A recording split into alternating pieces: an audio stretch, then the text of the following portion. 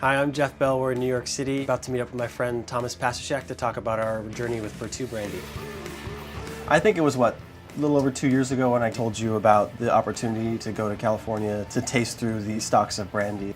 California is a really remarkable place to be able to work on a brandy project. You think of California, you think sunshine, you think vibrancy, all of that high energy, all of that lift. That really comes through in the bounty that you get. I love the idea that you can go after a region or a place or a category that hasn't really been explored and put a lot of love into it and hopefully create something that's brand new that hasn't existed before.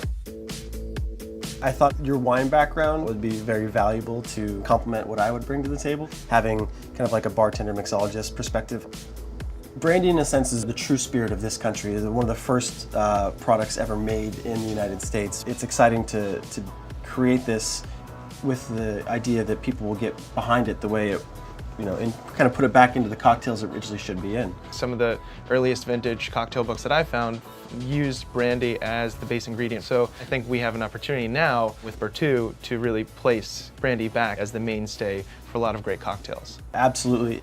Brandy has a great opportunity to be at the forefront of cocktail culture because of how versatile the spirit is. Bartenders could latch onto those flavors to direct their cocktail development throughout the year, from spring all the way through winter. So you take those high tones and you put that into drinks like highballs or something super refreshing, and then you have the pears and apples that you can use as the kind of the Manhattan riffs that get you through like the fall, and then that American oak, that is great for like old fashions and winter leading back into spring. So we wanted to create something that had this year-round mixability to it and help create that identifying flavor profile of what California Brandy is. So in 5-10 years time, it'll be like, oh, that's a California Brandy, and it's very cool to be a part of that.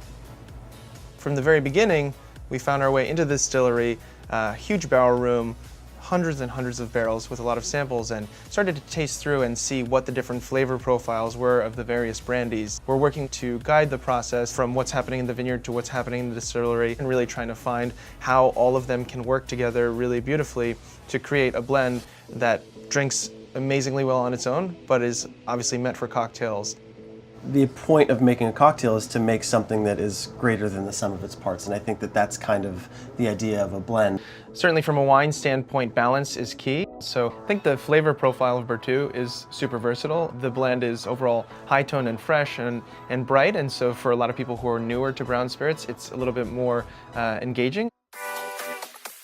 One of the more exciting things about creating BERTOUX is going around the country and seeing all the different applications of BERTOUX in cocktails and how prominently it's placed on menus and how excited the staff and the bartenders are getting behind it. It's amazing to be able to create that product that became part of like the arsenal for a great American bartender. Brandy is historically one of the most important base spirits for cocktails, and hopefully BERTOUX can help bring it back to the forefront to being that go-to spirit for bartenders to mix drinks with.